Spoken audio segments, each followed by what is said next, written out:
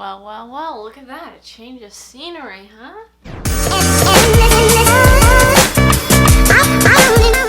As you can see, we are in a different location. This is my bedroom. I never film in here, but I thought we could use a cozy setting for today's video. So today I'm going to be giving you my Netflix recommendations. I have 7 shows and 7 movies that are just great to watch, especially during these cozy and cold months. I know I'm going to be watching a lot more Netflix. So let's just jump right into it. I got my list here on my phone. Before I really actually tell you the list, let me just say that I have a very particular type of movie and TV taste. I love sitcoms and rom-coms.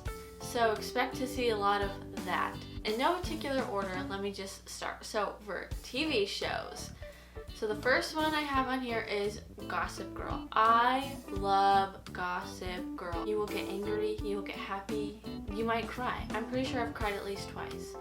And it's just, it really holds your attention. It does get kind of stale because the situations tend to be the same, but it's still really good, and they're 45-minute long episodes, and there are 6 seasons, so it's a good one to watch. My next one has been one of my favorites for many years, and it is Gilmore Girls.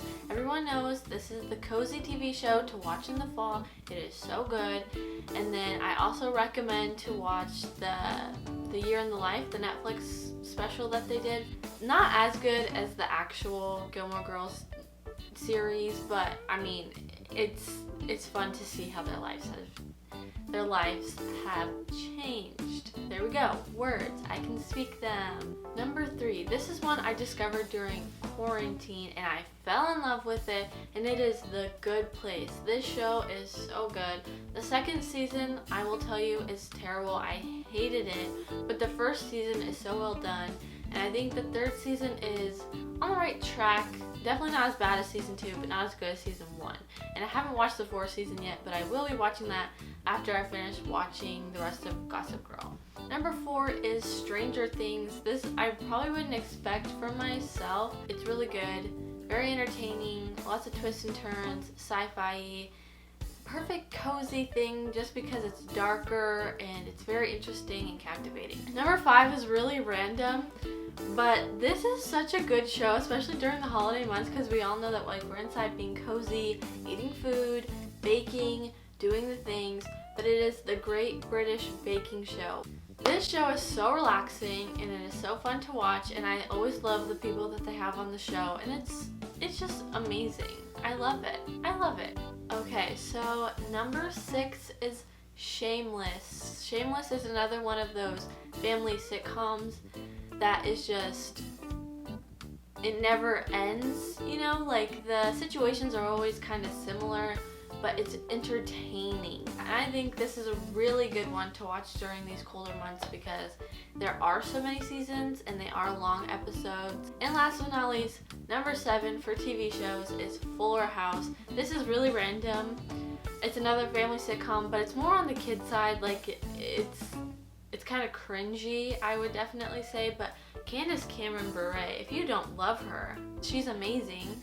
I am a diehard Full House fan. It is my favorite TV show. It will always be. I love it to death. I've seen every episode, every season. It's one of those calming, relaxing background TV shows, and it makes me laugh, okay? I have a really weird sense of humor. I guess I like kid jokes because Fuller House also makes me laugh just like Full House did. Obviously, it's not as good, and like I said, it's very cringy, but it's still one of those fun, light TV shows that you can watch, and it's a good candy bar show to watch in between those long seasoned shows like Shameless and Gossip Girl. If you need a little break, you just go and watch a Fuller House. Now let's move on to movies. Like I said, I'm a big rom-com and romance gal, so that's most of this list. Just so you know, if you're not interested, I understand. Again, this is in no particular order. Number 1 is To All the Boys I've Loved Before. This, I just feel like, is a really good cozy movie. It's another one of those cringy things, but it also kind of has that cozy vibe to it. It's cuffing season. So rom-coms are kind of the go-to right now. That's kind of the mood. And I feel like a lot of people are in that mood, especially if you're single and you just want to cuddle. Rom-coms are like you're vicariously living through them. At least that's what I do. I watch it and I just absorb what they're doing. Number 2, it's another romance, and it is About Time. This is a longer, deeper it's not a rom-com. Romance movie. It's just really good, and it has that cozy feel to it. I keep saying that, but it does. It just has that cold weather cozy feel to it, and it's just an interesting movie and timeline. Number 3, I love, and I hate that I put this on the list, but it is The Notebook. I have a love-hate relationship with The Notebook because although I think it's very cringy and annoying, and there's actually about a toxic relationship, there's something about it that still kind of pokes at the hope that like there's some magical love story to be had, and I live for that.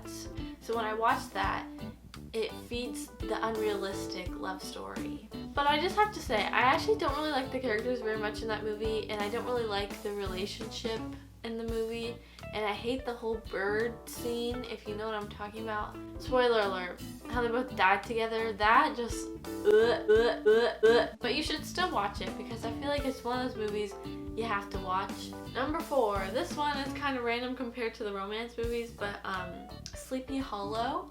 This movie is actually really good. It's kind of creepy, kind of dark, but it's very entertaining, and it has that dark, spookier vibe. Number 5, guess what? Another rom-com. I recently just watched this for the first time and I love it. Sleepless in Seattle. This is a big cozy feel movie, and it hits home because it's in Washington and Tom Hanks is in it.